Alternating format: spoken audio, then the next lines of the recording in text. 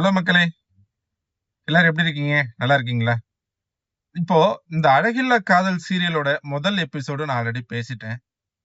எனக்கு Vijay காவேரிய deep love மட்டும் தான் வேணும் அப்படின்னு நினைச்சீங்கன்னா, உங்களுக்காகவும் தான் நான் மகாநதி சீசன் 2ன்னு சொல்லி கிட்டத்தட்ட அதுல 4 எபிசோடுக்கு மேல அப்லோட் பண்ணியாச்சு. பார்க்காதவங்க அத மறக்காம பார்த்துருங்க. டிஸ்கிரிப்ஷன்லயும், கமெண்ட்லயும் வீடியோ முடியும்போது எண்ட் ஸ்கிரீன் லிங்க் குடுத்திருக்கிறேன். பத்தாததுக்கு மேல தெரியிற அந்த ஐகான்லயும் நான் குடுத்திருக்கிறேன். மறக்காம அந்த வீடியோ எல்லாரும் கிளிக் பண்ணி பாருங்க. இந்த கதை ஏன்? இந்த அழகில்லா காதல் ஏன் இத போடுறேன் அப்படின்னா, இத நான் படிச்ச ஒரு புத்தகத்தோட இன்ஸ்பயர் பண்ணி, அந்த கதையிலிருந்து அந்த கதைய நம்ம ஊருக்கு நம்மளுக்கு தகுந்த மாரி மாத்தி, இந்த கதைய நான் உருவாக்கியிருக்கிறேன். இது முழுக்க முழுக்க காதல் கதை மட்டும்தான். அப்பேற்பட்ட ஒரு அழகான கதைய தான் நான் பேசியிருக்கிறேன். மறக்காம இந்த வீடியோ முழுசா பாருங்க. விஜயோட காதல் எவ்வளவு அழகானது அப்படின்னு உங்களுக்கு புரியும். இதுக்கு முன்னாடி எபிசோட்ல ஏன் காவேரி தோள் மேல சாஞ்சுக்கிட்டு விஜய் நிலா என்னை விட்டு போயிடாத அப்படின்னு ஏன் சொன்னான்னு உங்களுக்கு இந்த எபிசோட்ல உங்களுக்கு புரியும். அதுக்கு அடுத்த எபிசோடு காவேரியோட பாயிண்ட் ஆஃப் வியூ. காவேரி யாரு, காவேரி எங்க இருந்து வந்தா அப்படிங்கிற கதை தான் அடுத்த எபிசோட்ல ரிலீஸ் பண்ண போறேன். இப்படி ஒரு நாள் விட்டு ஒரு நாள் மகாநதி டு ஒரு நாள் அழகில்லா காதல், இப்படிதான் நான் செட் ஆஃபா பிரிச்சு வச்சு உங்களுக்கு நான் பேசியிருக்கிறேன். மறக்காம சப்போர்ட் பண்ணுங்க, சப்ஸ்கிரைப் பண்ணுங்க, அந்த லைக் பட்டனை மறக்காம தட்டி விட்டுருங்க. சரிங்களா? வாங்க வீடியோக்குள்ள போகலாம்.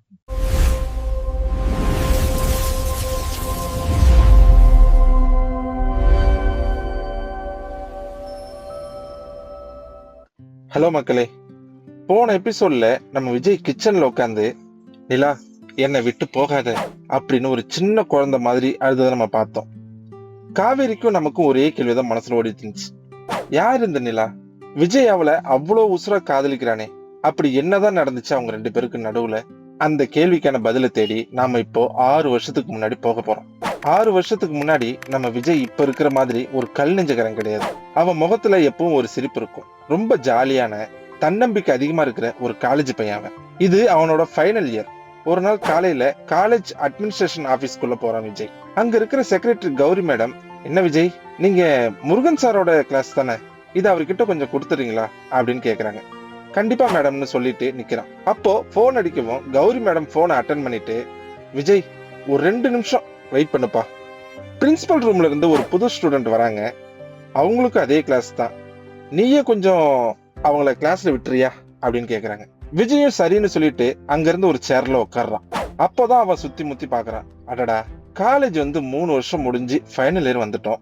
இது வரைக்கும் ஒரு தப்பு பண்ணி கூட பனிஷ்மெண்ட் வாங்கி இந்த ஆபீஸ் ரூம்ல உட்கார்ந்ததே இல்லையே அப்படின்னு அவனுக்கு அவன் மேலே ஒரு சின்ன வருத்தம். பசங்கனாலே காலேஜ்ல ஒரு தடவையாவது சஸ்பெண்ட் ஆகணும், இல்லன்னா பிரின்சிபல் ரூம் வாசல்ல நிக்கணும். நாம ரொம்ப நல்ல பையனா இருக்கிறோமே அப்படின்னு நினைச்சுக்கிட்டு பாக்கெட்ல இருந்து தன்னோட போனை எடுக்கிறான். கௌரி மேடம் நம்ம போன் நோன்றதை பார்த்தாவது நமக்கு பனிஷ்மெண்ட் தரமாட்டாங்களான்னு எனக்கு ஒரு நப்பாசை. ஆனா அந்த மேடம் இவனை பார்த்து ஒரு சிரிப்பு மட்டும் சிரிச்சுட்டு அவங்க வேலையை பாக்குறாங்க. விஜய் பெருமூச்சு விட்டுட்டு தன்னோட உசுரான நண்பனை அஸ்வினுக்கு ஒரு மெசேஜ் டைப் பண்றான். மச்சி, நம்ம கிளாஸ்க்கு ஒரு புது பொண்ணு வந்திருக்கா, ஃபைனல் இயர். அப்படியா? பொண்ணு பார்க்க சூப்பரா இருக்காளா? இன்னும் பாக்கலடா, பிரின்சிபல் ரூம்ல இருக்கா, நான் தான் அவளை கிளாஸ்க்கு கூட்டிட்டு போக போறேன். அப்படியா?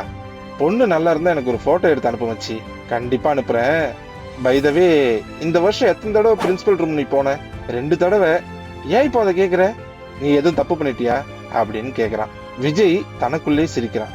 நாமளும் காலேஜ் முடியறதுக்குள்ள ஏதாச்சும் ஒரு பெரிய சம்பவம் பண்ணணும்னு நினைச்சுக்கிட்டு போனை மூடுறான். அப்போ பிரின்சிபல் ரூம் கதவு மெதுவா திறக்குது. விஜய் தன்னோட போனை பாக்கெட்ல வச்சுட்டு நிமிர்ந்து பாக்குறான். அவ்வளவுதான். அந்த நிமிஷம், அந்த நொடி அவனோட மொத்த உலகமும் அப்படி ஸ்தம்பிச்சு நிக்குது.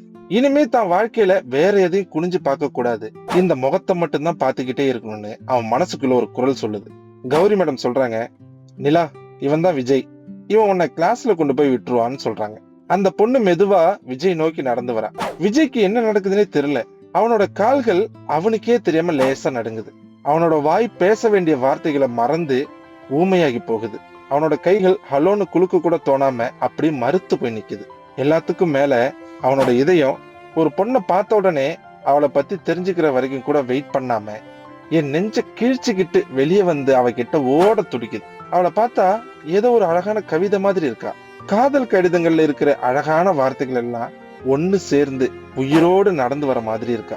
விஜய் மனசுக்குள்ள அவ பேரை 100 தடவைக்கு மேல திரும்ப திரும்ப சொல்லிக்கிட்டே இருக்கிறான். ஏன்னா அவன் உசுறு கொடுத்து காதலிக்க போற பொண்ணோட பேரு இதுதான்னு அவனுக்கு அந்த செகண்ட்லயே உறுதியா தெரிஞ்சிருச்சு. விஜய் எப்படி நின்னா, எப்படி அவகிட்ட நடந்து போனாங்கிறதே அவனுக்கே தெரியல. அவளோட அந்த அழகான கண்கள், அந்த பொட்டு வைக்காத நெற்றி, காற்றுல லைட்டா ஆடுற அவளோட முடி, இதையெல்லாம் பார்த்து தன்னோட மனசு மொத்தமா விழுந்துடுச்சு அப்படிங்கறத வெளியே காட்டிக்காம ரொம்ப கஷ்டப்பட்டு ஒரு சின்ன சிரிப்போட அவகிட்ட பேசுறான். என் பேரு விஜய், என் பின்னாடி வா, நான் உன்னை முருகன் சார் கிளாஸ்ல விட்டுறேன் அப்படின்னு சொல்றான். அவளும் பதிலுக்கு எதுவும் பேசல, ஆனா அமைதியா தலையாட்டுறான். ஒரு பொண்ணு தலையாட்டுறது இவ்வளவு அழகா இருக்குமான்னு விஜய் அப்போதான் முதல் தடவையா உணர்றான். நீ எந்த ஊரு அப்படின்னு கேக்குறான். கோவைன்னு ரொம்ப அழகா ஒரு சங்கீத மாதிரி அவ வாயில இருந்த வார்த்தைகள் வருது. அவ பேசுனது ரொம்ப கம்மிதான், ஆனா அந்த வார்த்தைகள் எல்லாம் விஜயோட காதுக்குள்ள ஒரு பெரிய காதல் பாட்டாவே ஒலிக்குது. அவ கூட பேசிக்கிட்டே நடந்து போறான். அவ சிரிக்கிறா. அந்த சிரிப்பை பார்த்ததும் அவ கிட்ட இன்னும் நிறைய பேசணும்னு தோணுது. கேள்வி கேட்டுக்கிட்டே இருக்கான். அவளும் மெதுவா பதில் சொல்லிட்டே வரா. அப்படி பேசிக்கிட்டே நடந்து போகும்போது அவங்க போக வேண்டிய முருகன் சார் கிளாஸ தாண்டி போயிடுறாங்க. விஜய் அதை கவனிக்கவே இல்லை. அவனுக்கு அவளையே பார்த்துட்டு இருக்கணும், அவளோட பேச்ச கேட்டுக்கிட்டே இருக்கணும். அவளோட கண்கள் இந்த உலகத்துல இருக்கிற அத்தனை அழகையும் அந்த 2 கண்களுக்குள்ள அடக்கி வச்ச மாதிரி அவ்வளவு பிரகாசமா இருக்கு. திடீர்னு நிலா, முருகன் சார் கிளாஸ் எங்க இருக்கு அப்படின்னு கேக்குறான். அப்போதான் விஜய்க்கு சுயநினைவே வருது. திரும்பி பார்த்தா, அட நம்ம அந்த கிளாஸ் தாண்டி வந்துட்டோம் அப்படின்னு சொல்லிட்டு ஒரு அசட்டு சிரிப்பு சிரிக்கிறான். நிலாவோட முகம் லைட்டா செவக்குது. விஜய்க்கு வெக்கம் வருது. அப்படியே திரும்பி கிளாஸுக்கு வராங்க. நிலா, நீ என்ன காதலிக்க போற, கண்டிப்பா காதலிக்க போற அப்படின்னு விஜய் மனசுக்குள்ள ஒரு பெரிய காதல் சத்தம் கேக்குது. கதவை திறந்து அவளை உள்ள விட்டுறான். விஜய் உள்ள இருக்கிற அத்தனை பசங்களுக்கும் ஒரு மெசேஜ் சொல்ற மாதிரி ஒரு பார்வை பாக்குறான். டேய், இவ என்னோட பொண்ணுடா, யாரும் பார்க்க கூடாது. அந்த பார்வையிலேயே ஒரு உரிமை இருக்கு. அவனும் போய் தான் இடத்துல உட்கார்றான். நிலா லாஸ்ட் பெஞ்சில இருக்கிற ஒரு காலியான இடத்துல போய் உட்கார்றான். அவ திரும்பி விஜயை பார்த்து ஒரு சின்ன சிரிப்பு சிரிக்கிறான். அந்த சிரிப்புல அவளுக்கு விஜய் மேல ஒரு ஈர்ப்பு வந்துருச்சுங்கிறது அவனுக்கு புரியுது. விஜய் உடனே பேக்ல இருந்து போனை எடுத்து அஸ்வினுக்கு ஒரு மெசேஜ் பண்றான். மச்சி, இவ பொண்ணு இல்லடா, தேவதை. இவ தாண்டா என் வருங்கால மனைவி, என் பிள்ளைங்களுக்கு அம்மா அப்படின்னு மெசேஜ் பண்றான். முருகன் சார் கிளாஸ் எடுக்கிறாரு. ஆனா விஜய் ஒரு தீவிரமான காதல் நோயாளி ஆயிட்டான். அவனுக்கு உலகம் மொத்தமும் அந்த நிமிஷம் நிலாவா மட்டும்தான் தெரியுது. இந்த நாட்கள் ஓடுது. திங்கட்கிழமை அவளை பார்த்தவன் இப்போ வெள்ளிக்கிழமை வரைக்கும் அவகிட்ட ஒரு வார்த்தை கூட பேசல. 2 பேருக்கும் 3 கிளாஸ் ஒன்னா இருக்கு. ஒவ்வொரு தடவை நிலாவை பார்க்கும் போதும் அவ விஜயை பார்த்து சிரிக்கிறான். அவளுக்கு விஜய் கிட்ட பேசணும்னு ஆசை இருக்கு. ஆனா விஜய் அந்த சிரிப்பை பார்த்ததுமே பயத்துல உறைஞ்சு போயிடுறான். இது வரைக்கும் ரொம்ப தைரியமா இருந்த விஜய் நிலாவை பார்த்ததும் மொத்தமா தன்னோட தைரியத்தை எல்லாம் இழந்துட்டான். இன்னைக்கு வெள்ளிக்கிழமை, இன்னைக்கு நம்ம அவகிட்ட பேசலன்னா வேற எவனாவது அவகிட்ட போய் கடலை போட்டுடுவான். இந்த மாதிரி பொண்ணுங்கள்லாம் ரொம்ப நாள் சிங்கிளா இருக்க மாட்டாங்கன்னு தனக்கு தானே தைரியம் சொல்லிக்கிட்டு அவளோட லாக்கர் கிட்ட போய் வெயிட் பண்றான். கிளாஸ் முடிஞ்சு நிலா வெளியே வரா. விஜய பார்த்ததும் அவ முகத்துல அவ்வளோ பெரிய சந்தோஷம். லாக்கர் கிட்ட வந்ததும் விஜய் மெதுவா ஹாய் அப்படின்னு சொல்றான். மறுபடியும் அவன் முகம் லேசா செவுக்குது. முதல் வாரம் காலேஜ் எப்படி இருந்துச்சு, ஃப்ரெண்ட்ஸ் யாராவது கிடைச்சாங்களா அப்படின்னு கேக்குறான்.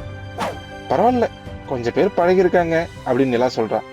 அப்போ அவகிட்ட இருந்து ஒரு அழகான மென்மையான வாசனை வருது. விஜய் அப்படியே அந்த வாசனையை உணர்றான். நீ ரொம்ப அழகா இருக்க, உன்கிட்ட இருந்த அந்த வாசனை ரொம்ப நல்லா இருக்கு அப்படின்னு சொல்லிடுறான். நிலா வெக்கத்தோட தேங்க்ஸ்னு சொல்றான். விஜய்க்கு ஹார்ட் பீட் எகிரி அடிக்குது, உள்ளங்கை வேர்க்குது. ஒரு வழியா தன்னோட பயத்தை எல்லாம் ஓரங்கட்டிட்டு அவ கண்ணை பார்த்து நேரா கேக்குறான். இன்னைக்கு ஈவினிங் ஃப்ரீயா இருக்கியா, நம்ம 2 பேரும் வெளியே எங்கேயாவது போலாமா அப்படின்னு கேக்குறான். அவ என்ன சொல்ல போறா? அவ உதடுகள்ல இருந்து வர அந்த வார்த்தைக்காக அவனோட உசுறு காத்துக்கிட்டு இருக்கு. ஆனா நிலா இன்னைக்கு ஈவினிங் எனக்கு வேற வேலை இருக்கு அப்படின்னு சொல்றான். அவ்வளவுதான். விஜய் கட்டியிருந்த அந்த காதல் கோட்டை மொத்தமா இடிஞ்சு விழுது. நெஞ்சு வலிக்குது, கைகள் நடுங்குது. அவனோட மொத்த சந்தோஷமும் அப்படி இருட்டி போகுது. ஆனா அடுத்த செகண்ட் ஒரு நிலா ஒரு சின்ன சிரிப்போட, ஆனா நாளைக்கு நான் ஃப்ரீ தான் அப்படின்னு சொல்றான். அந்த ஒரு வார்த்தை விஜயோட உலகத்தையே திரும்ப வெளிச்சமாக்குது. அவனோட மனசுக்குள்ள பட்டாம்பூச்சி இல்ல, ஒரு பெரிய பறவையே பறக்கிற மாதிரி ஒரு ஃபீல். நாளைக்கு எனக்கு ஓகே தான், உன்னோட நம்பர் கொடு, நான் கால் பண்றேன் அப்படின்னு சந்தோஷமா போனை எடுக்கிறான். நிலா அவளோட போன் நம்பரை சொல்றான். அவளுக்கு விஜயோட போறதுல அவ்வளவு எக்ஸைட்மெண்ட். விஜய் அவளோட நம்பரை தான் போன்ல சேவ் பண்றான். இந்த நம்பர் என் போன்ல என் காலம் முழுவதும் இருக்க போகுது. இந்த நம்பருக்கு நான் இனிமே நிறைய கால் பண்ண போறேன்னு அவன் மனசுக்குள்ள ஒரு பெரிய காதலோட நினைக்கிறான். பாத்தீங்களா, எவ்வளவு அழகான ஆரம்பம்ல. இவ்வளவு சந்தோஷமா, இவ்வளவு உயிரான காதலோட ஆரம்பிச்ச இவங்களோட கதை ஒருத்தரை ஒருத்தர் பிரிஞ்சு விஜய் ரத்த கண்ணீர் வடிக்கிற அளவுக்கு ஒரு கொடூரமான முடிவுக்கு வந்துச்சு.